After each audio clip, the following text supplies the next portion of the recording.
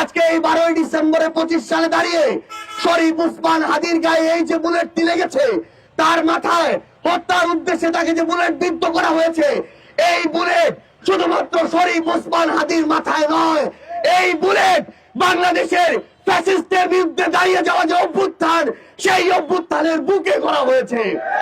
একটার পর একটা মামলা হয়, 10 জন 20 জন গ্রেফতার হয়, কিন্তু টাকার বিনিময়ে হোক, পিছন থেকে পলিটিক্যাল নেগোসিয়েশনের বিনিময়ে হোক, ওই আসামিরা, ওই খুনিরা একটার পর একটা জামিন পেয়ে গেছে। আমাদের সামনে শুধু নির্বাচনী লড়াই নয়, আমাদের সামনে বাংলাদেশকে রক্ষা করার লড়াই। আমরা আমাদের সহযোদ্ধা শরীফ ওসমান হাদি ভাইয়ের জন্য আপনাদের সবার কাছে দোয়া চাই। আমরা তাকে এই দুনিয়াতে, আমাদের আল্লাহর কাছে আমরা এইটুকু প্রার্থনা আমাদের, যেন তিনি আমাদের হাদি ভাইকে আমাদের মাঝে আবারও রাজপথে ফিরিয়ে দেন। কারণ আমাদের জুলাইয়ের যে স্বপ্নগুলো, আকাঙ্ক্ষাগুলো, আমরা শুধু একটা ধাপ পার হয়েছি, শেখ হাসিনাকে পতন ঘটানোর ধাপ। আমাদের আগামীতে অনেক ধাপ বাকি আছে আমাদের কাঙ্ক্ষিত বাংলাদেশ গড়ার।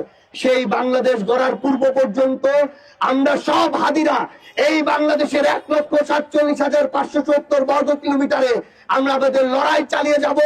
ইনশাআল্লাহ আপনাদের সাথে আমাদের আবারও দেখা হবে লড়াইয়ের রাজপথে অথবা বিজয়ে। ইনকিলাব জিন্দাবাদ।